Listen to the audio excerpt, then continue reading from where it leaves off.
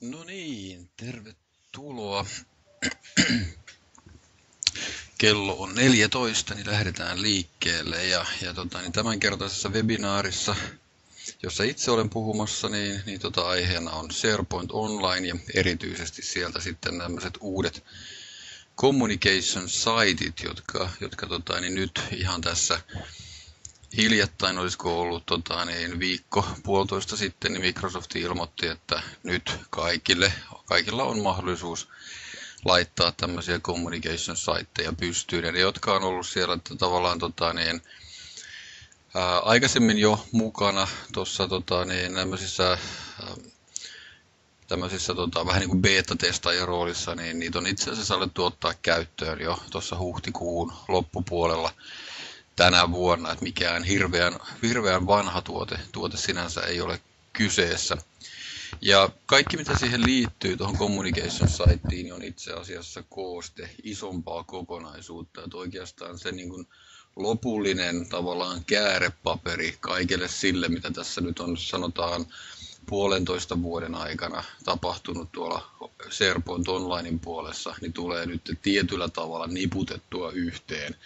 Ja se kehitys ei kuitenkaan suinkaan niin vielä tähän lopu. Niin kuin tullaan itse asiassa tässä esityksessäkin huomaamaan sen, että ihan kaikkea ei ole vielä mietitty, että miten mikäkin asia toteutetaan. Tiettyjä raameja on jo olemassa, joiden mukaan me voidaan toimia tuolla. Ja voidaan toki ottaa käyttöön jo communication sitejakin. Mutta kehitystä tulee koko ajan noihin niin ihan varmasti tulette huomaamaan, että ai eikö tämäkään nyt toiminut täällä näin, täältä löytyykin tämmöinen ominaisuus. Se on sitä, mikä tulee olemaan nyt tässä jonkin aikaa noiden SharePoint Online osalta nimenomaan. Mutta lähdetään tosiaan liikkeelle. Eli ihan aloituksena niin tosiaankin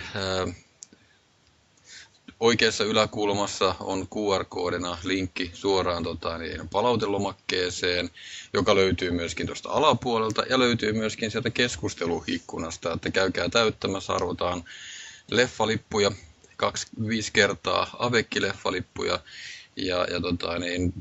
nyt en ole ihan Finkinon tarjonnasta tällä hetkellä tietoa, mitä kaikkea siellä on, mutta arvatenkin ihan hyviäkin elokuvia löytyy. Ainakin tämä IT-alaan liittyvä IT näytti olevan viikonloppuna niin aika monellakin tuolla Facebookissa niin kommenttina, että oli käynyt katsomassa. Itse en osaa kommentoida, että oliko hyvä vai huono, mutta ilmeisesti aika suosittu. Sitten tämä nauhoitus on käynnissä tästä näin ja se tulee itse asiassa Ederan sivuillekin, että voi käydä katsomassa myöskin myöhemmin. Eli se löytyy tuolta Videot Mediat-kansiosta ja siellä on itse asiassa meidän muitakin webinaaritallenteita. Ja sitten tämän webinaarin jälkeen, niin seuraava webinaari, mikä meillä on, niin on tämmöinen Duo, eli Lehtosen Kaitsu ja Pukkasen Pete pitää tämmöisen kimppawebinaarin, että miksi ja miten suunnata kohti hybrid cloudia. Eli hybridi tulee olemaan itse asiassa tässä lähitulevaisuudessa niin tämmöinen monellakin tavalla kova juttu ja kannattaa käydä ehdottomasti ilmoittautumassa sinne ja osallistua kuuntelemaan tuohon webinaariin, että mitä siellä sitten käydään läpi. Okei, sitten itsestä osa tunteekin, katselin nimilistaa, tuttuja nimiä siellä listalla. Tuossa on kaksi QR-koodia, jotka toinen on suoraan LinkedInin ja toinen on Twitterin, että siitäkin pääsee, löytyy kyllä muutakin kautta. Ja itse olen ollut Office 365 kanssa tekemisissä hyvin pitkään, B-Bossista itse asiassa jo lähtöisin, sitä ennen on-premise tuotteista Exchange SharePoint ja silloin vielä itse asiassa ensimmäinen oli Exchange Conferencing Services, josta sitten myöhemmin tuli OCS, josta tuli Lynkki, Skype for Business ja nyt itse asiassa viimeisin näytti olevan, että se onkin Teams, eli se vähän erottuu tuossa noin. Ja sitten erilaiset IDM- ja IAM-tuotteet Microsoftin puolelta, vianselvityksiä, konsultointeja, auditointeja, käyttöönottoja, arkkitehtuurisuunnitelmia ja niin edespäin. Ja niille, jotka on ensimmäistä kertaa mukana, niin Edera Partners yrityksenä innovatiivinen palvelutalo, jonka meidän tavoitteena on se, että meillä on kuitenkin täällä henkilöitä, joilla on pitkä työhistoria on erilaista kokemusta ja se kokemus sinänsä osaamisen ja tuotteiden kanssa yhdistettynä niin on tarkoitus sitten, että tarjotaan asiakkaalle ratkaisuja, joiden avulla saa maksimaalisen hyödyn niistä IT-infraan tehdyistä investoinneista, joita on jo tehnyt tai tulee tekemään, jotta ne tulee hyödynnettyä täydellä teholla, ettei jää osittaiseksi, puolittaiseksi käyttöönotoksi, vaan että kun jokainen tuote kuitenkin niin mahdollistaa paljon erilaisia asioita, niin meidän tavoitteena on se, että kerrotaan asiakkaalle, otetaan käyttöön niitäkin tuotteita, mitkä välttämättä ei ehkä ihan se ykkösjuttu siinä ole, mutta kuitenkin, että niitä pääsee sitten hyödyntämään sitten sieltä vaikka nyt Windows-serverin osalta. Ja ne, missä alustoissa me tällä hetkellä toimitaan, niin O365, Azure, AWS, On-premises, ja niin kuin tuossa itse asiassa ensimmäisissä slideissa oli puhettakin, niin hybridi erilaisilla ratkaisuilla. Tuosta itse asiassa on-premise O365 tavallaan hybridi, siellä voi olla Extensia, hybridiä, lynkkiä, hybridiä, SharePointiakin voi itse asiassa olla. Voi olla, että otetaan Azuresta palveluita, voi olla, että siirretään kokonaisia palvelimia sinne Azuren puolelle tai AWSn puolelle tai osa Azuressa, osa AWSssä ja sitten on-premisessä. Vaihtoehtoja on lukuisia.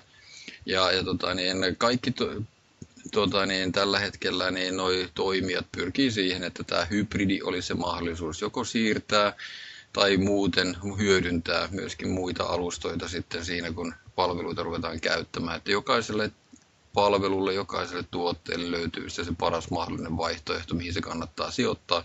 Myöskin kustannusten ja autentikoinnin ja käyttöönoton helppoiden ja ynnä muiden kautta. Ja sitten Ederasta, minkälaisia asiakkaita meillä on. Meillä on kaikki teollisuuden alat, meillä on yksityisiä yrityksiä, julkinen sektori, meillä on koulut ja oppilaitokset, kaikki itse asiassa asteet tällä hetkellä. Löytyy peruskoulusta, löytyy korkeakoulusta ja kaikkea siltä väliltä. Ja organisaatioiden koot on 50–15 000 ja on ihan semmoisia paikallisia toimijoita, on sellaisia, jotka on levittäytynyt Suomessa eri toimipisteisiin, eri kaupunkeihin, kuntiin tai sitten ihan maailmanlaajuisiakin organisaatioita, joiden pääkonttori on Suomessa, joille me pystytään tarjoamaan erilaisia palveluita. Ja sitten nimenomaan SharePointin puolelle niin tuotteita, mitä me tällä hetkellä käytetään ja mihin me avustetaan meidän asiakkaita, niin Microsoftin puolella luonnollisestikin Azure, O365 ja on-premise-tuotteet. Sitten BitTitanilta löytyy migraatiotuotteita ja sitten käyttäjien lisenssien hallintaan liittyviä tuotteita.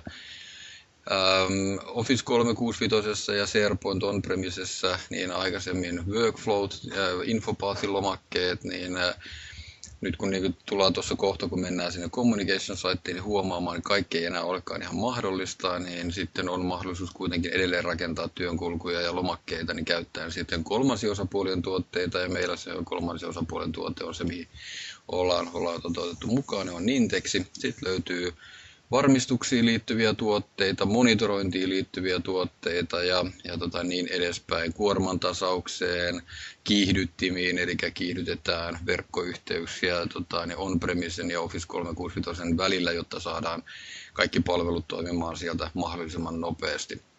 Ja sitten vielä toi Amazon Web Services, sielläkin on itse asiassa se Windows Workload nimellä oleva mahdollisuus, jossa voidaan sijoittaa vaikka SharePoint-palvelin sinne alustalle toimimaan ja on ihan tuettu ja pystyy hyödyntämään myöskin sitten Azuressa olevia palveluita ja niin edespäin.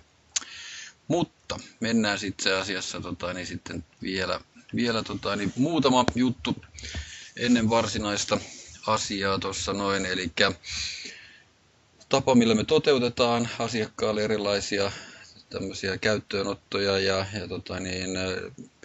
koulutuksien ja käyttöönottojen yhdistelmiä, niin meillä on Learn by Doing, meillä on avaimet käteen, sitten on ihan perinteisiä valmennuksia, julkisia toteutuksia, räätälöityjä toteutuksia ja perinteistä konsultointia, ad hoc-työtä, erilaisia käyttöönottoja, troubleshootauksia ja niin edespäin. Ylivoimaisesti suosituimmat on ollut noin Learn by Doing ja avaimet käteen näistä palveluportfoliosta. Eli avaimet käteen on itse asiassa Ilokseni on huomannut, että myöskin muualla on tullut vastaavanlaista, että organisaatiot pyrkivät ostamaan ratkaisun sillä tavalla, että se on niin kuin, he ostavat sen lopputuloksen, eikä niinkään erillisiä konsultointipäiviä, ja sitten vastaavasti toisinpäin. On tullut myöskin muita organisaatioita, jotka tarjoavat ihan vastaavalla tavalla tämmöistä avaimet käteen. Nimenä ehkä juurikaan sillä nimellä, mutta ideana ihan just se, että tarjotaan lopputulosta, eikä katsota niinkään sitä päivämääriä yksittäisiä päiviä, vaan sovitaan, että tietyn ajan kuluessa saadaan se tuote toimimaan ja sillä on tietty hintalappu ja siitä pidetään kiinni ja hinta ei muutu, vaikka sitten päiviä tulisikin jostain syystä sitten enemmän. Mitä Ederalla nyt sitten tähän SharePointin puolelle on? Meillä on tämmöinen uusi konsepti Cloud Data Center Services, eli pyritään tarjoamaan asiakkaille, oli se sitten on-premise, hybridi tai sitten SharePoint Online, niin samantyyppisiä palveluita kuin mitä on totuttu näkemään tuolla on-premise datacenterissä, erilaisia palautusratkaisuja, migraatiotuotteita, monitorointia, auditointia, autentikointiin liittyviä palveluita. Eli tavallaan tehostetaan sitä pilvessä olevaa ympäristöä semmoisilla komponenteilla, mitkä on jo ennestään tuttuja, mitä on käytetty. Halutaan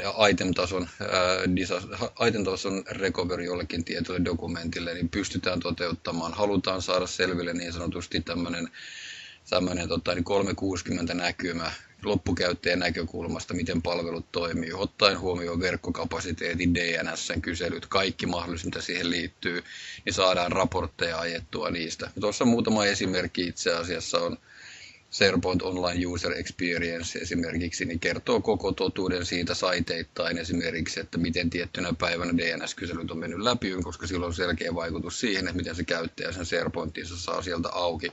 Kauanko kestää tänä päivänä jonkun tiedoston lataaminen palvelu ja kauanko se on kestänyt sitten eilen, niin siitä saadaan sitten erilaisia raportteja tehtyjä ja hälytyksiä ja muita sitten, jos rupeaa näyttämään, että on jotain haasteita. Ei mennä noihin sen tarkemmin, jos niistä haluaa sitten myöhemmin kysellä, niin se on ihan mahdollista.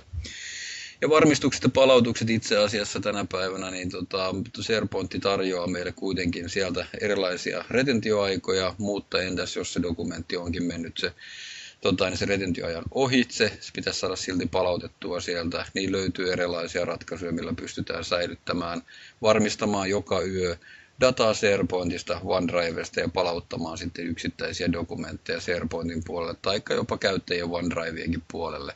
Palautukset voi tehdä itse palveluna tai sitten meidän kautta palveluna, ihan miten se sitten sovitaan. Ja tämmöistä, mikä on iso mörkö siellä taustalla monessakin tilanteessa, eli niin sanottu Cloud Lock, eli että se data on sitten sidoksissa johonkin tiettyyn toimittajaan, niin semmoista tilannetta ei tuossa pääse syntymään. Siellä jokaiselle asiakkaalle tulee oma tämmöinen datastore, johon se varmistus tehdään ja se on tarvittaessa siirrettävissä sitten myöskin muualle, jos näin tarve vaatii. Ja sitten erilaisia migraatioita, SharePointissa varsinkin, jos ajattelee, niin datamigraatioita erilaisilla tuotteilla niin voidaan toteuttaa. Data voi tällä hetkellä olla Dropboxissa, se voi olla Cloud tai Google Driveissa, se voi olla jossain dokumentumissa, EMC-dokumentumissa, se voi olla levypieaussa jossakin, ja ne pitäisi saada tuotua sinne SharePointin puolelle. Mielellään myöskin metatietoilla on varustettu, jos semmoisia siellä on käytössä. Niin erilaisia ratkaisuja löytyy tähänkin, että saadaan se data vietyä sitten sinne SharePointin puolelle. Mutta sitten se varsinainen päivän agenda. Eli tuossa vähän yleisesti SharePointissa, SharePoint Onlineista ja meidän palvelutarjonnasta. Mutta varsinaisesti tämä Communication Site, mistä nyt tämä teemakin on. Ja niin kuin tuossa jo sanoinkin, niin Microsoft on itse asiassa lähtenyt toteuttamaan tätä Communication Site-ideologiaa jo pidemmän aikaa. Monet on huomannut sen siinä, että kun ne menee SharePointiin ja valitsee jonkun dokumenttikirjaston, se ei näytäkään enää samannäköiseltä kuin miltä se on näyttänyt aikaisemmin, vaan se näyttää jotenkin erilaiselta, sillä tavalla erilaiselta, että siellä niin kun on tullut muita Office 365 palikoita näkyviin automaattisesti siihen. Esimerkiksi kun mennään dokumenttikirjastoon tai mennään johonkin kirjasto on siellä, niin meillä on siinä yläpalkissa, mikä normaalisti on totuttu näkemään, että se on se meidän ribboni. Siellä ylhäällä ribbonia ei tulekaan jostain syystä, no se johtuu siitä modernista näkymästä, mutta siellä saattaakin löytyä semmoisia kohtia kuin Flow, sieltä löytyy PowerPaytä, sieltä löytyy vaikka minkälaisia palveluita sitten sen jälkeen. Eli ideana tässä kokonaisuudessa on se, että ne palvelut nimenomaan, mitä Office 365 tarjoaa, niin ne pyritään niputtamaan nyt tämmöiseen uudenlaiseen intranet-ratkaisuun, minkä Microsoft on tuonut. Eli että ei tarkastellakaan enää pelkästään semmoisen niin kuin perinteisen web-sivun kautta, missä jossakin vaiheessa oli semmoinen trendi, että kaikki mahdollinen tämmöinen perusdata, mitä käyttäjälle tuli, piti saada mahtumaan siihen yhteen näkymään, mikä sille käyttäjälle siinä intranetissä tulee. Scrollaukset sivusuuntaan tai pystysuuntaan oli huonoja juttuja. Piti saada kaikki näkymään siinä yhdellä sivulla.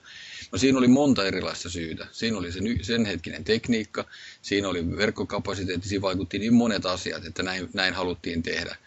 Mutta nyt käyttäjät on tottunut siihen, että ne käyttää niitä web-sivuja mobiililaitteilla, tableteilla ja muilla, ja ne on tottunut pyyhkäsemään. Eli se, että jos scrollataan sitä sivua ja sieltä tulee koko ajan uutta dataa, se ei ole enää mikään huono juttu, kunhan se ei vaan jatku ikuisesti.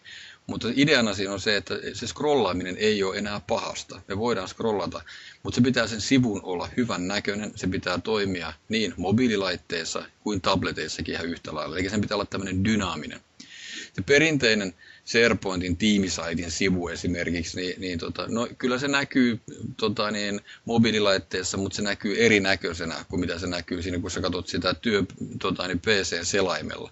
Johtuen siitä, että se rakenne on hieman erilainen. Se ei ole tämmöinen responsiivinen ja dynaaminen se sivu, vaan siinä on ideana ollut vähän toisenlainen tapa toimia. No se tietysti monella pitkän linjan SharePoint-ihmisellä, joka on SharePointin kanssa tehnyt hommia, ja se tuntuu taas niin kuin jotenkin oudolta, että miksi tämä nyt tehdään tällä tavalla, ja web-osat on ihan erinäköisiä, ja niitä ei ole niin paljon kuin mitä on ollut aikaisemmin, ja miten sitten CSS:ien lisääminen sinne sivulle, että me saadaan tämä sivu näyttämään niin kuin meidän näköiseltä, ja logot ja kaikki muut. Se tapa, miten se sinne tuodaan, niin muuttuu. Osa on jo toiminnassa, osa tulee myöhemmin. Mutta yksi iso juttu siellä on semmoinen kuin SharePointin framework, mikä tulee muuttamaan tämän. Ja 2016 on-premise SharePointtiin niin seuraavan isomman päivityksen yhteydessä,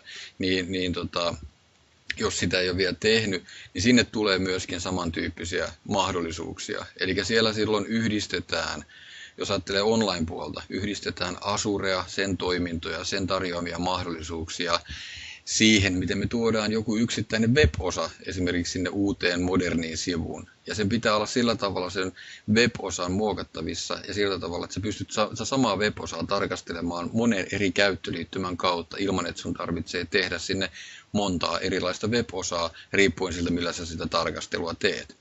Ja tämä, että kaikki nuo web-osat, mitä SharePointissa on perinteisesti ollut, niin ei ole tällä tavalla responsiivisia. Niin siinä on yksi syy, miksi niitä kaikkia ei ole siellä vielä tällä hetkellä näkyvillä. Se lista, katsotaan tuossa myöhemmin, puhutaan Herosta, joka on siihen layouttiin liittyvä tämmöinen valikko, joka mahdollistaa sen ulkoasun muokkaamisen, ja sen kautta sitten myöskin näiden jo olemassa olevien toiminnallisuuksien tuominen on vähän enemmän kuin pelkästään web-osat, mitä on totuttu näkemään, vaan niissä on isompia juttuja. Se tuo heti kerralla enemmän sieltä Office 365 puolelta. Eli ideana Microsoftilla on se, että SharePointin nyt tämän Communication Sitein kautta me voidaan rakentaa älykäs mobiili-intranet. No tässä tulee omat haasteensa. Eli miten sitten tämä nykyinen intranetti, mitä me ollaan tehty. Jos on esimerkiksi pidetty kiinni siitä, että SharePointin intranettisivulla käytetään vain vakiokomponentteja, jotta se on päivitettävissä myöhempiin versioihin ja niin edespäin. Hyvä periaate sinänsä, mutta nyt tässä meillä on ne toiminnallisuudet siellä edelleenkin olemassa. Microsoft ei ole niitä poistanut. Osa niistä on vaan piilotettu tämän uuden käyttöliittymän taakse. Vanha löytyy edelleenkin sieltä. Jos haluaa sinne vanhaan käyttöliittymään mennä, niin ei se meitä pakota, että meidän on mentävä tähän uuteen ja otettava käyttöön communication sitet. Me voidaan käyttää niitä, jos me halutaan, mutta se, että jos me halutaankin tehdä tästä communication sitesta meidän uusi hieno intranetti, se, joka vastaa esimerkiksi siitä meidän ruuttisaitista, mikä on se tenantin nimi.sharepoint.com, sitten se vaatiikin vähän jumppaa. Sellaiset, jotka lähtee liikkeelle ihan puhtaalta pöydältä, eli on uusia Office 365 käyttäjä. Niillä tämä käyttöönotto on paljon helpompaa. Ne voi valita tässä, että okei, mä otan sen uuden käyttöliittymän, koska mulla ei ole aikaisempaa siellä olemassa. Mulla ei ole vielä sitä dataa, mitä mä käytän, mikä mun pitäisi saada siirrettyä sinne uuteen käyttöliittymään. Mutta semmoiset, jotka on jo pidemmän aikaa käyttänyt perinteisempää intranettiä, ja perinteinen intranetti itse asiassa edelleenkin on toiminnassa. Monet tekee sen intranetinsa edelleenkin käyttäen sitä perinteistä ulkoasua, mikä ei se ole huono asia sinänsä. Mutta tällä uudella käyttöliittymällä, tällä uudella tavalla, niin siinä pitää nyt vaan tottua. Se tulee sieltä pikkuhiljaa, siinä tulee koko ajan uusia ominaisuuksia. Niin jonain päivänä se meidän perinteinen SharePointin internettisivu onkin modernin ulkoasun mukainen. Eli ideana siinä on se, niin kuin se Office 365 muutenkin, eli ryhmätyö. Office 365 on paljon erilaisia ryhmätyöominaisuuksia. Se ei ole enää pelkästään nimensä mukaisesti jakopiste, jossa me jaetaan dokumentteja, vaan siinä on tarkoituksena se, että organisaatiot rupeaa sen Office 365 kautta hyödyntäen SharePointin ominaisuuksia tekemään ryhmätyötä. Tiimit, Office 365-ryhmät, kaikki tekee jotain SharePointin puolelle. OneDriveista on tullut uusia kotihakemistoja, 5 teraa tallennustilaa, vaikka E3 tai E5-lisenssien kautta, niin voittaa mennen tullen jonkun kotihakemisto, missä on tähän mennessä tarjottu esimerkiksi 500 gigaa käyttäjää, mikä sekin on jo paljon. Niin se tarkoittaa sitä, että mitä enemmän meillä on organisaatiossa henkilöitä, niin sitä enemmän meidän on pitänyt varata sinne levypatteristoon, sinne levyjärjestelmään levyjä sitä varten, että käyttäjät voi tallentaa niitä kotihakemistotietoja. No nyt ne rupeakin viemään niitä sinne Office 365 OneDriven puolelle. No OneDrive on itse asiassa osa SharePointia, jossa on myöskin uusi käyttöliittymä käyttöön otettavissa ihan yhtä lailla. Ja siellä jaetaan tietoa organisaation sisällä ja ulkopuolisten sidosryhmien kanssa. Eli ideana on älykäs mobiili-intranetti. Puhutaan modern experienceista, modernista kokemuksesta. Ja niin kuin tuossa jo sanoin, niin tämä ei ole mikään sinänsä uusi juttu. Tämä on lähtenyt itse asiassa viime syksynä Q3 aikana. Tuli ensimmäiset ulkoasuun liittyvät muutokset. Jotkut koki sen, että hei, tämähän on ihan hirveän näköinen tämä uusi käyttöliittymä. Niin kuin tuossa nyt on yksi kuva, minkä tuohon on laittanutkin.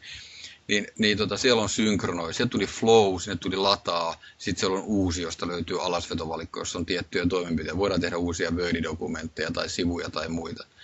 Eikä se muuttu se ulkoasu. Ja nyt kun me mennään tuohon kirjastoon, niin siellä ei enää tulekaan ribbonia. Ribboni on kadonnut jonnekin.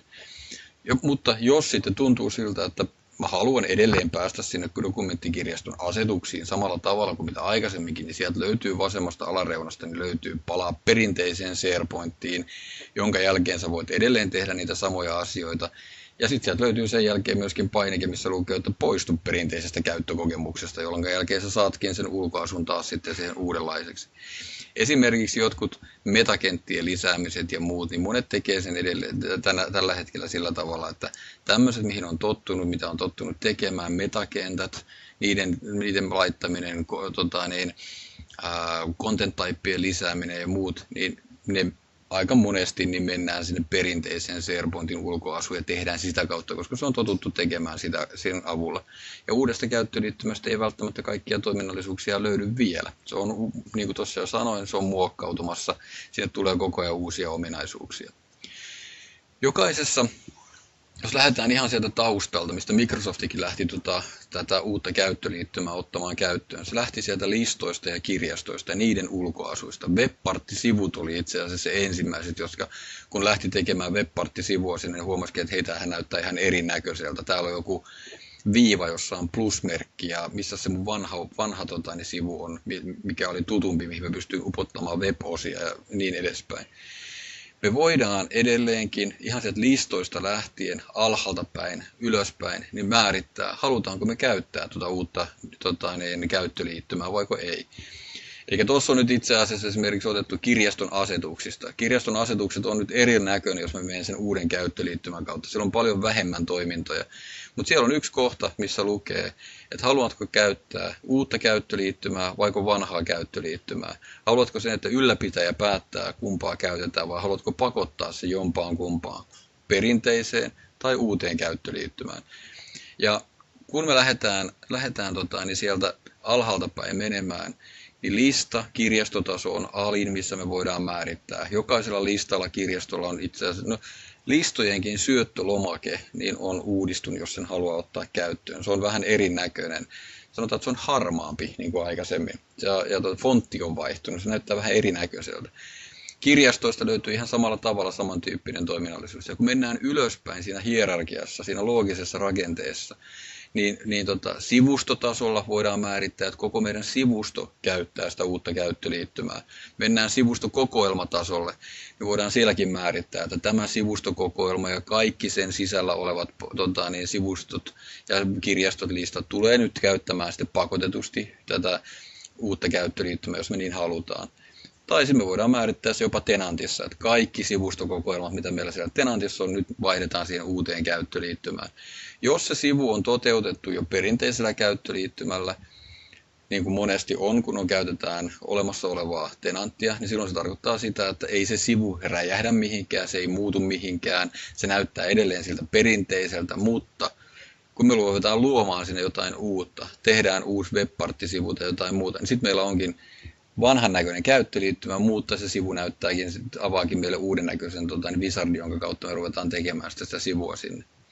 Ja tuossa on tosiaan on napattu tenantista, niin mitä siellä löytyy ylimmältä tasolta, niin voidaan määrittää se, että meidän koko tenantti käyttää nyt tätä uutta formaattia. Tai sitten se voidaan tehdä sillä tavalla, että se on tuo autodetect, eli se tarkoittaa sitä, että jos sivuston ylläpitäjä päättää, että käytetään vanhaa, niin sitten se on vanha kaikille käyttäjille siinä nimenomaisessa sivustossa, mutta ei missään muualla. Toki tämän voi tehdä myöskin PowerShellin kautta. Tuossa on yksi, miten pystyy tekemään itse asiassa yksittäiseen listaan, käydä vaihtamassa sen. Tuossa vaihdetaan se nimenomaan siihen Classic Experienceen takaisin. Eli pakotetaan se käyttämään sitä vanhaa layouttia, mitä on totuttu käyttämäänkin. Mutta silloin kun me lähdetään tekemään tämmöistä communication sitea, niin mistä me lähdetään liikkeelle? Niin tämä nyt on ensimmäinen, että jos haluaa sitä lähteä hyödyntämään, ja mä lähden tekemään esimerkiksi alisivustoa itselleni, niin mä huomaankin, että eihän täällä ole mitään semmoista templatea. Jos mä teen uuden alisivuston, siellä on edelleen ne perinteiset. Siellä löytyy kyllä niin kuin community site, mutta se ei ole sama asia. Se on ihan eri juttu.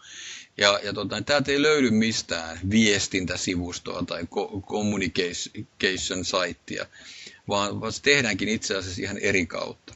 Eli jos ajattelee sitä niin kuin itsellä ensimmäisen kerran, kun tästä kuulin, lähdin heti saman tien surffailemaan tuonne sivustollemme ja katsomaan, mistä mä saan tämmöisen tehtyä. Mä haluan nähdä, miltä se näyttää.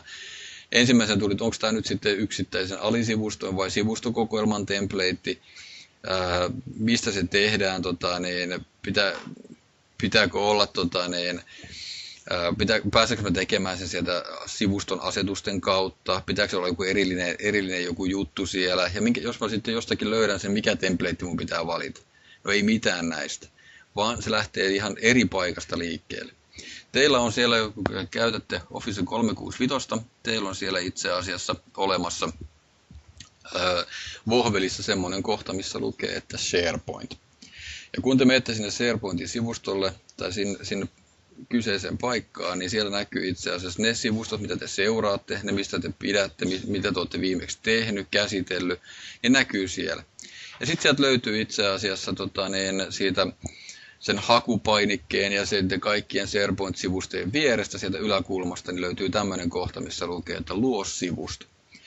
Ja tämäkään ei ole mikään uusi juttu. Tuolla itse asiassa hallintasivujen kautta, jos menee sinne SharePoint Online Administrator puolelle, niin sieltä löytyy se asetuksien kautta, niin sieltä löytyy tuommoinen kohta, missä voi kertoa, että mitä tapahtuu, kun klikataan sitä SharePoint-sivustolla olevaa luo sivustopainiketta. Ja aikaisemmin siellä on ollut kaksi vaihtoehtoa. Eli siellä on ollut itse asiassa se, että se käyttää tämmöistä vakioitua sivustopohjaa siellä, tai sitten on voitu määrittää, että okei, se luo sen tiettyyn paikkaan ja käyttäjän tiettyä templatea. Eli tavallaan me voidaan antaa käyttäjille itselleen mahdollisuus luoda omia sivustokokoelmia. Eli tämä on ollut itse asiassa semmoinen, mikä on ollut jo on-premise SharePointissakin jo pidemmän aikaa, eli tämmöinen itsepalveluna. Self-service site creation oli silloin aikanaan sen nimi. Nyt se on tuotu tänne, tuohon painikkeeseen, kun te sitä klikkaatte, niin sieltä aukeakin uusi vaihtoehto, missä te voitte valita, että haluatteko te tehdä ryhmäsivuston vai haluatteko tehdä viestintäsivuston. Eli toi on se, mitä kautta te pääsette sen tekemään. Ja kun se sen tekee, niin se tekee sen teidän tenantin kautta sites kautta jotain, eli se tekee sivustokokoelman. Toi on itse asiassa julkaisusivusto, kuitenkin olematta julkaisusivusto, koska jos te sen teette ja menette katsomaan esimerkiksi sieltä sivuston asetuksien kautta site featureita, niin kaikki featureit on itse asiassa pois päältä oletuksena. Se, että tuleeko myöhemmin sitten olemaan jotain aktiivisena, niin sen näkee, mutta esimerkiksi jos te yritätte käynnistää vaikka SharePointin julkaisuominaisuuksia, niin sitä saatte virhe-ilmoituksen aikaiseksi. Eli se ei salli tolle sivulle niitä perinteisiä julkaisutoimintoja otettavan käyttöön, mikä taas rajoittaa hieman sitä käyttöä, jos sitä ajattelee, että me halutaan brändätä se meidän oman sivuston näköiseksi. Ja ideana siinä on se, että se on dynaaminen, siinä on mobiilivalmiudet saman tien olemassa ja siinä on 3 erilaista pohjaa, mistä me voidaan lähteä rakentamaan meidän omaa communication sitea. 3 erilaista tämmöistä voisi sanoa aihealuetta. Ja sivustopohjat on tämmöinen, jos mä haluan esimerkiksi tämmöinen esittely tai sanotaan aihe. Mulla on joku, minkä mä haluan tietyn aiheen pohjalta rakentaa tämmöisen communication sitein. Puhutaan intranetistä, mutta voihan se olla itse asiassa, että se on meidän joku uusi tuoteportaali, me halutaan tämän kautta esitellä meidän joku uusi tuote, niin me tehdäänkin sitä varten oma tämmöinen sivusto, joka näyttää uuden näköiseltä. Ja se mikä siinä on, niin kuin tuossa on itse asiassa napattukin noista, mobiililaitteessa, niin se ulkoasu on tämmöinen dynaaminen ja responsiivinen paljon paremmin kuin mitä aikaisemmin SharePointissa on ollut. SharePointissa aikaisemmin, jos mennään mobiililaitteella perinteiseen SharePointin sivuun, niin se tuo sieltä oletuksena kirjastolistaa ja kaikkea muita tämmöisiä, mutta se ei välttämättä tuo sitä layouttia sieltä näkyviin ihan samalla tavalla kuin mitä se aikaisemmin on tuonut, tai mitä me haluttaisiin, että se tuo. Mutta tämä tuo. Tämä on nimenomaan tarkoitettu siihen, että me saadaan tehtyä upean näköisiä sivuja, jotka toimii myöskin mobiililaitteilla. Ja 3 erilaista pohjaa. Yksi on aihe mukaan, joku on tuotteen mukaan ja sitten on ihan blankko, mistä me lähdetään liikkeelle. Eli nämä on 3 on ne meidän pohjaa, minkä välillä meidän täytyy se meidän valinta tehdä, kun me lähdetään tekemään uutta communication sitea. Ja jos me katsotaan itse asiassa sitten, että miltä se näyttää, kun sitä sivua lähtee muokkaamaan. Eli siellä puhutaan sellaisesta kuin Hero. Ja Heron ideana on se, että me tuodaan siihen linkkivalikoima siihen sivulle sillä tavalla, että jokainen linkki on myöskin joku kuva. Ja se linkki voi olla joku ulkoiseen palveluun, se voi olla SharePointissa johonkin sivustoon, se voi olla johonkin yksittäiseen failiin. Mutta joka tapauksessa se ulkoasu on kasa linkkejä, jotka näyttää vain hieman erinäköiseltä.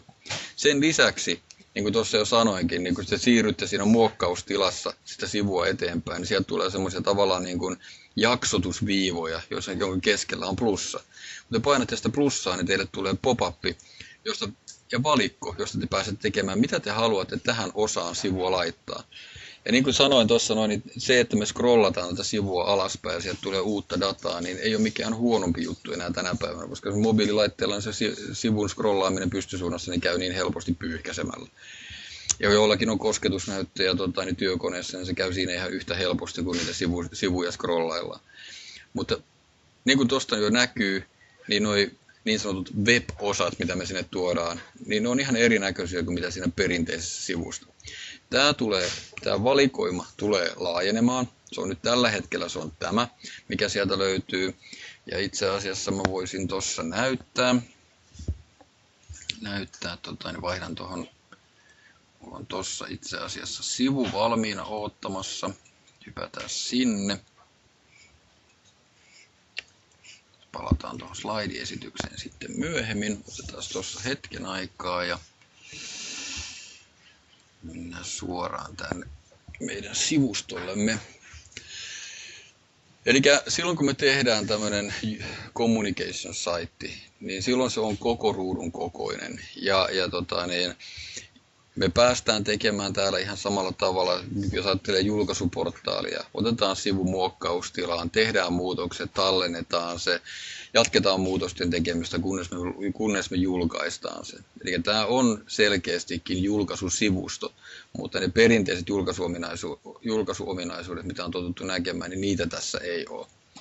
Sieltä löytyy uusi, jolla mä voin kertoa, että mä haluan tehdä uuden luettelon, mä haluan tehdä tiedostokirjaston sivun, uutisjulkaisun, tai mä haluan lisätä jonkun uuden sovelluksen tänne saittiin. Sovellukset, appsit on niitä, mitä me ollaan totuttu näkemään siellä sovellusvalikoimassa, kirjastoja, listoja ynnä muita.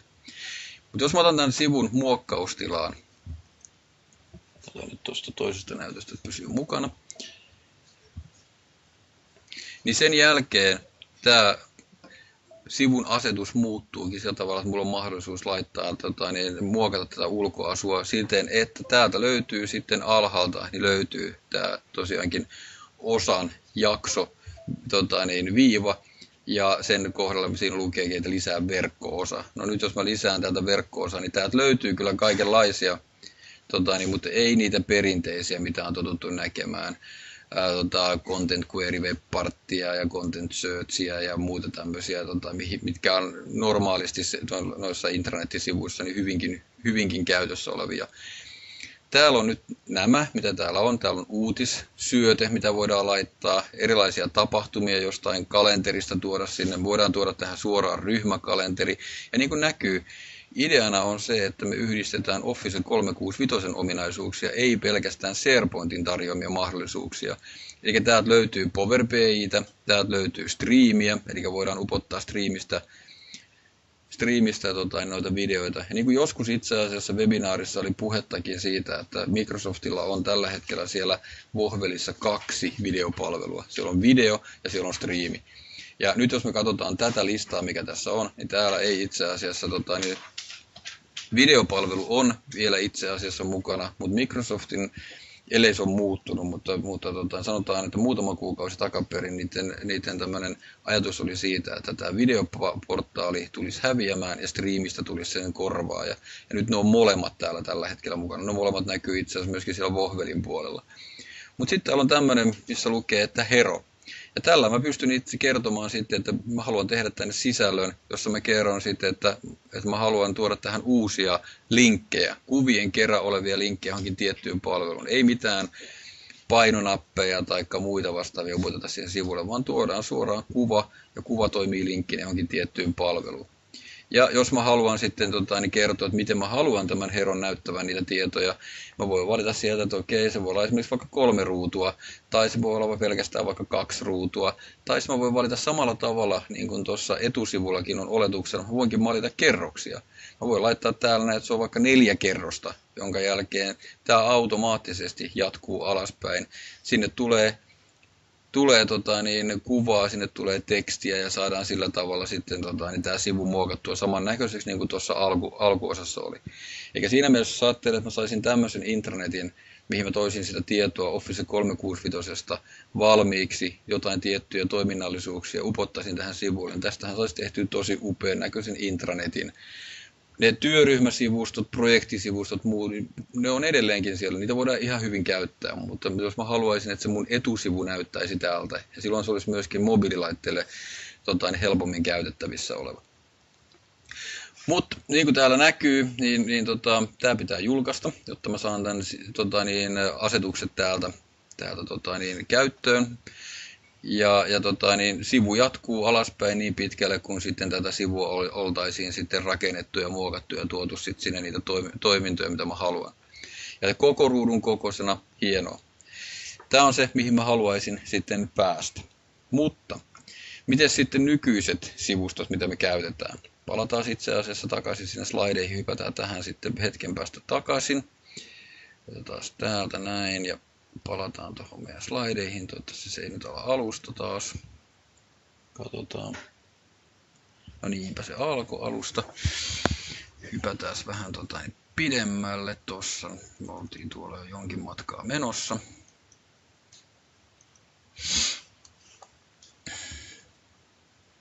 Katsotaas. Noin, nyt rupesi sivut vasta menemään. Me oltiin itse asiassa täällä jo menossa. Tähän näin.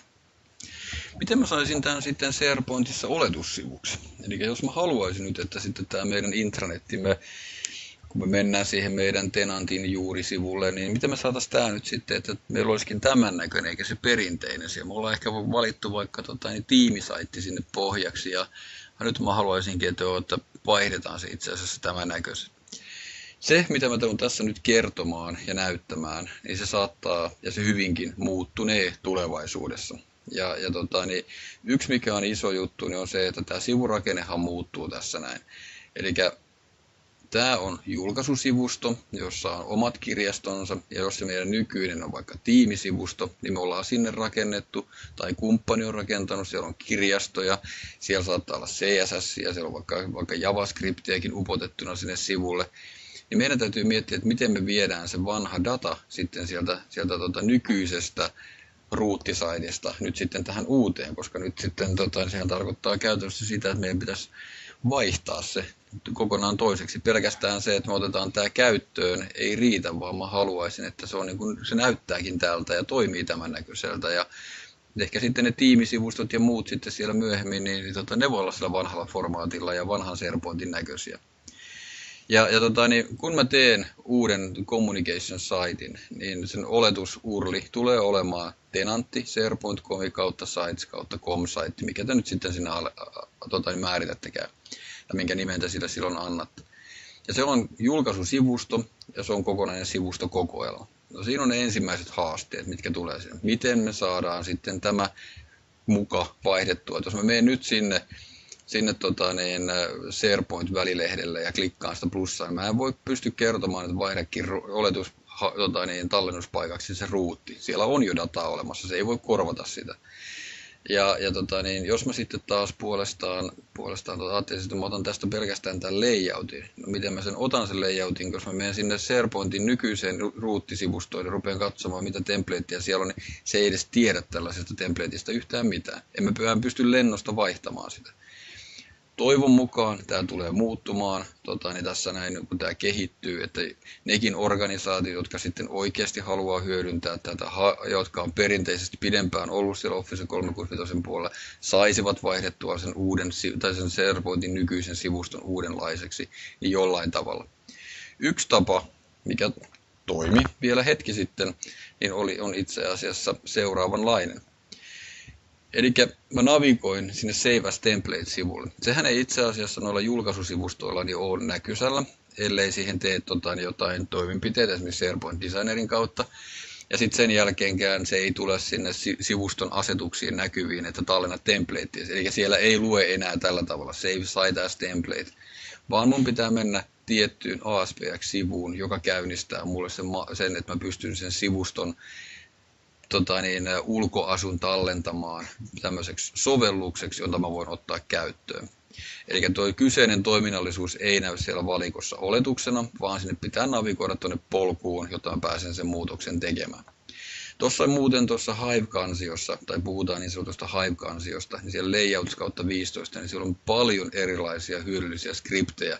Et jos joskus tulee sellainen tilanne, että pitäisi jotain päästä tekemään siellä SharePointissa, niin sieltä saattaa olla valmis ASPX-sivu olemassa tuossa kansiossa, vaikka se ei siellä valikossa näykään.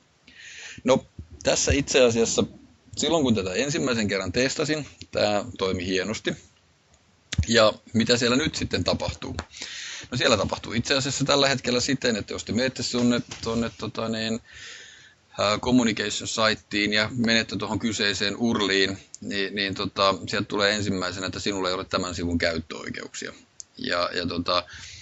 Sitten sen jälkeen rupeaa miettimään, että itse asiassa mä oon sivustokokoelman ylläpitäjä ja mä oon sivustossa ownerina, että miten tämä nyt ei sitten toimi. No ei se mitään, siinähän on mahdollisuus, että pyydetään oikeuksia.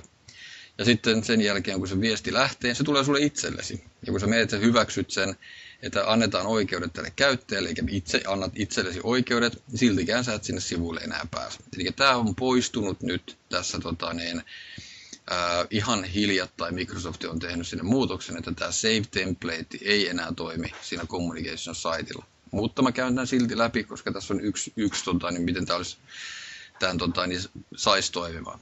Jotkut on joskus kokeillut SharePoint Designerilla, että vaikka on Publishing on feature omina aktivoituna, niin silloin se Save as Template ei toimi.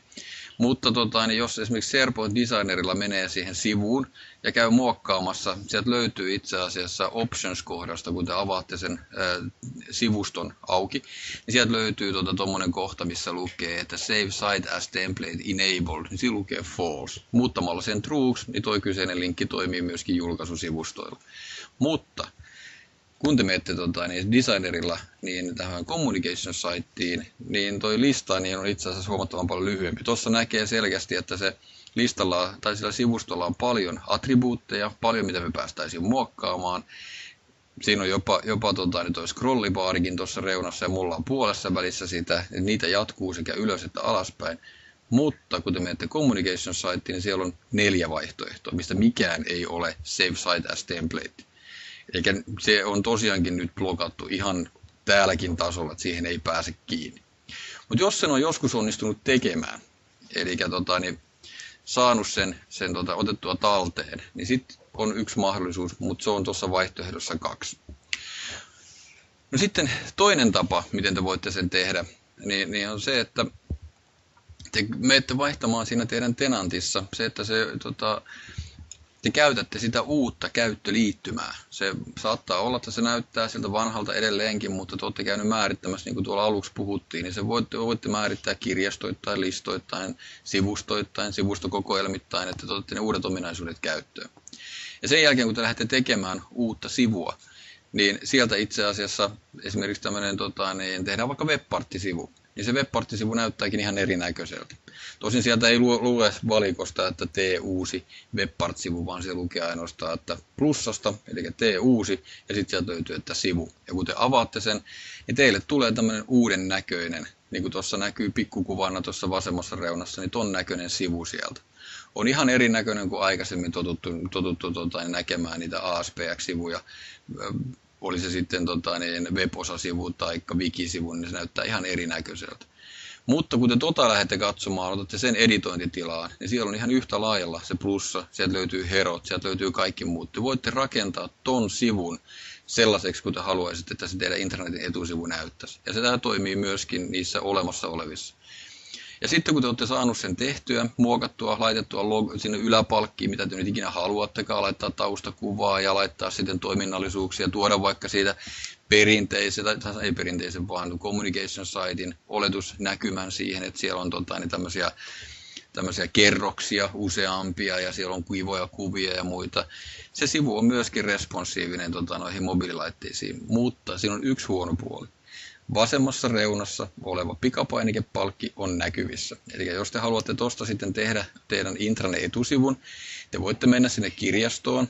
Ja niin kuin tuossakin itse asiassa näkyy, on tuossa keskimmäisessä palkissa tuossa kuvassa, niin sieltä löytyy 3. alhaalta määritä aloitussivuksi. Eli te voitte kertoa, että tätä kyseistä uutta mallipohjaa käytetään tämän kyseisen sivuston aloitussivuna. Mutta huono puoli siinä on se, että siellä se ei ole koko sivun levyinen, vaan siellä on vasemmassa reunassa se pikapainikepalkki näkyvissä. Eli ihan siihen niin kuin semmoiseen, että se näyttäisi se etusivu oikeasti Communication Siteilta, niin ei, me päästään tähän uuteen käyttäjäkokemukseen kyllä ja saadaan sitä kautta rakennettua kuin Communication Sitein kaltainen ulkoasu siihen meidän etusivulle. Mutta se ei ole Communication Site kuitenkaan. No nyt sitten jos rupeaa katsomaan web-osalistaa, niin siellä ei ole semmoisia kuin Content Editor web-partteja tai muita, joilla mä voisin sitten tuohon sivulle tuoda esimerkiksi oman CSS:n, joka sitten hienosti piilottaa sen vasemman reunan sieltä ja levyttäisi tämän koko sivun kokoiseksi. Siellä ei ole sellaisia. Sieltä löytyy semmoinen kohta, missä lukee, tai mikä tuossa näkyykin, että upota koodi. Mutta se, mitä se haluaa, on se, että siihen sivulle upotetaan joku iframe, mikä teillä on jostakin muualta tuotuna. Ei se, että te haluatte upottaa siihen sivuun teidän omaa koodianne. Tämä todennäköisesti, tähän tulee erilaisia ratkaisuja. Tässä on itse asiassa, kun myöhemmin mennään tuossa vielä slideja eteenpäin, niin siellä tulee itse asiassa yksi tämmöinen, mihin ehdottomasti kannattaa tutustua, jos haluaa lähteä muokkailemaan sitten näitä communication siteja, ulkoasua omakseen tai rakentamaan tämän tyyppisestä, niin se meidän uusi intranetin etusivu, niin siellä on yksi semmoinen, mihin kannattaa ehdottomasti paneutua. Mutta mennään eteenpäin. Niin siinä on itse asiassa oma hieno etusivu tuotuna, laitettuna sinne valmiiksi uusia web-osia, jotka näyttääkin uuden näköiseltä, mutta se mikä siinä on huono puoli, niin tuo vasen palkki tuolla nyt vähän häiritsee. Tämä ei ole koko sivun kokoinen ja sillä tavalla, että vähän sinne päin, mutta ei kuitenkaan nyt ihan täydellinen. No, vaihtoehto 2. Jos on joskus ehtinyt käydä siellä ennen kuin toi suljettiin toi Save Template, niin siellä itse asiassa pystyt tallentamaan ne sivustot tämmöiseksi VSPX-tiedoiksi. Tai tiedostoiksi. Ja tuossa on nyt toinen konsti, millä sen pystyy tekemään, mutta niin kuin sanoin, niin enää noita ei pääse tekemään, eli tämä on ollut toinen konsti tämän muokkaamiseen. Mutta se mikä siinä on huono puoli, niin se tarkoittaa, että meidän pitäisi tyhjentää koko default site collectioni, vielä roskakoristakin, eli tarkoittaa silloin, että se datamigraatio pitäisi ehdottomasti tehdä, me tarvitaan se tieto. Ja sitten sen jälkeen me luotaisiin uusi SharePointin saitti, kerrottaisiin, että mikä on se otsikko, URLi, omistaja, storage-kuota, mitä nyt ikinä laitetaan, mutta ei kerrota templatea. Sitten me ladattaisiin template VSP-tiedosto sinne Solution Galleriin, aktivoidaan se ja sitten me navigoidaan sille sivulle, niin sen jälkeen se antaa mahdollisuuden valita ComSite-templatein siihen sivustoksi ja voitaisiin muokkaa se ja ottaa se käyttöön. Ja sillä tavalla me saataisiin meidän ruuttisivustostakin tehtyä nyt sitten uuden kaltainen communication site. Tämä todennäköisesti, tämä vaihtoehto 2, tulee ratkaistua tuollakin muulla tavalla. Tässä nyt sitten sanotaan seuraavien kuukausien aikana. Aika vähän löytyy itse asiassa communication siteista tälläkin hetkellä niin tämmöistä niin kuin layoutin muokkaukseen liittyviä juttuja. Siellä kerrotaan, että mitä hyvää siinä on, miten se eroaa perinteistä, miksi siinä kannattaisi ottaa käyttöön, kuinka hieno se on. Mutta sitten kun mennään tähän, että miten me muokataan se meidän organisaation sivuston näköiseksi ja otetaan omia väriskaaloja ja muita siellä mukaan, niin ne ei ihan vielä ole valmiita. Mutta antaa nyt kuitenkin suuntaa, että mihin päin SharePointissa ollaan menossa. Ja tuossa nyt sitten itse asiassa, kun testailin sitä, niin sain sen tehtyä, mutta toi oli ihan tyhjälle pohjalle tehtynä, että siinä mielessä ei ihan vastaa tuotantoympäristöä, enkä lähtisi tekemään sitä tuotannossa kuitenkaan. Testiympäristössä oli kiva kokeilla . Eli semmoiset, mitä ei ole tuettuja tuossa uudessa käyttöliittymässä ainakaan toistaiseksi. Eli en lähtenyt noita nyt kääntämään suomen kielellä, koska joissakin niissä niin itse asiassa se koko ajatus olisi sen jälkeen kadonnut. Mutta niin kuin siellä on itse asiassa muutamia juttuja. Eli Custom CSS, eli Alternate CSS URL Web Property, sellaista ei ole siellä. Mä en voi määrittää sinne, että käytä tätä tiettyä CSS-tiedostoa tällä sivulla ja muokkaa se sen kautta omanlaisekseen. Customit JavaScriptit, mitkä itse asiassa jotkut on tehnyt sillä tavalla, että ne on upottanut sinne vaikka Content Editor webpartin tai ottanut Script webpartin käyttöön ja upottanut koodia. Ei toimi tässä. Siellä ei ole sellaisia webpartteja tällä hetkellä. Customoidut master-sivut tulee ehkä myöhemmässä vaiheessa, ei ole tällä hetkellä. Infopathin kautta tehtävät muokkaukset ei ole mahdollista. Ja sitten niin kuin tuossa jo sanoinkin, noin SharePoint Server Publishing-ominaisuudet ei ole aktivoituna, etkä pääse aktivoimaan niitä. Eli kaikki mitä on liittynyt niihin ja mitä niihin on rakennettu toiminnallisuuksia, niin ei toimi Communication Sitessa. Se, mikä sieltä tulee isona juttuna nyt tulevaisuudessa ja koskee nimenomaan tätä modernia käyttöliittymää, on tämmöinen SharePoint Framework Extensions. Eli puhutaan FX rajapinnasta. Ja itse asiassa tämä ei ole pelkästään rajapinta, tämä on framework, tämä on kokonaisuus. Ja tämä antaa uusia mahdollisuuksia. Tässä on tiettyjä reunaehtoja, kun tätä ruvetaan rakentamaan, että me saadaan se meidän SharePoint hyväksymään näitä kustomoituja extensioneita tämän kyseisen rajapinnan kautta. Mutta kun ne saa toimimaan, niin Visual Studiota tarvitaan, me tarvitaan siinä Azurea ihan yhtä lailla ja sitten me tarvitaan siinä tämä uuden tyyppinen käyttöliittymä. Ja niiden kautta me voidaan tuottaa sinne uusia juttuja, muokata sitä käyttäen tämmöisiä appseja, joita me hyödynnetään siellä. Eikä se ei olekaan enää pelkästään se yksi webpartti, vaan se meidän appsi on se, joka tekee tiettyjä toiminnallisuuksia sille sivulle. Ja sen kautta me voidaan muokata sitä ulkoasua ja rajapintaa. Mulla on ajatuksena, että tuossa kun mennään vähän matkaa eteenpäin, niin tuosta SPFXstä niin voisin pitää ihan erillisen tämmöisen samanlaisen webinaarin, missä käydään sitten vähän tarkemmin läpi, että miten semmoisia omia web-osia ja muita niin pystyy ton kautta nyt sitten sinne moderneille sivuille niin sitten käydä lisäilemässä. Mutta tosiaankin niin rajoituksia on aika paljon tuossa noin. Se näyttää hyvältä kieltämättä. Me ei saada sitä nyt järkevästi siihen olemassa olevan SharePointin etusivuksi, mutta me voidaan tehdä tietyille tuotteille, tuotteesittelyille ja näille niin omia tämmöisiä communication-saitteja, kerätä sinne Office 365 toiminnallisuuksia, koska se tulee olemaan se suunta, mihin tämä on menossa. Se, että se ei ole pelkästään SharePoint, vaan se on koko Office 365, mikä niputetaan tämmöiseksi viestintäalustaksi, että ei ole enää yksittäisiä osia, vaan kaikki toimii kimpassa ja mahdollistaa sen, että käyttäjät voivat sitten viestitellä ja osallistua tämmöiseen viestintäinfraan sitten hieman helpommin näiden erillisten sovelluksien kautta. Mutta okei. Ruvetaan olemaan itse asiassa loppupuolella niin ajallisesti kuin slaidienkin osalta. Ja suosittelen ehdottomasti, että nyt kun tiedätte mistä se löytää, niin käykää katsomassa, tehkää jos vaan suinkin pystytte niin itselleni tuommoinen communication-saitti. Ihan jo senkin takia, että kun te olette saaneet sen tehtyä, sinne rupeaa tulee niitä uusia ominaisuuksia, kun Microsoft palvelua päivittää, niin te pysytte myöskin ajan tasalla, mitä mahdollisuuksia se tarjoaa teille tällä hetkellä. Muun muassa näiden web-osien osalta, mitä siellä on. Hero, mitä se tuo sinne mukaan. Herokin on itse asiassa, se ei ole valmis. Se on rakenteilla oleva. Sinne tulee lisää ominaisuuksia, mutta nyt tällä hetkellä se Hero on se, mikä me sieltä nähtiin. Ja miten nyt sitten noiden osalta kannattaisi lähteä liikkeelle, jos ei ole vielä niin Office 365, niin meillä on itse asiassa tuommoinen base, millä voidaan sitten on-premisesta siirtyä näppärästi tonne Office 365 ottaa peruspalveluita käyttöön sieltä. Sitten toi Base Premium itse asiassa, että otetaan sen jälkeen kun ollaan siellä pilvessä, niin ruvetaankin hyödyntämään tiettyjä osa-alueita sieltä sitten erikseen. Ja sitten on tuommoisia ihan puhtaasti koulutuksia, Office 365 tehokäyttö, missä asiakkaan kanssa räätälöidään sitten se sisältö ja katsotaan mitä toiminnallisuuksia he haluaa siihen ottaa mukaan ja käydä tarkemmin läpi.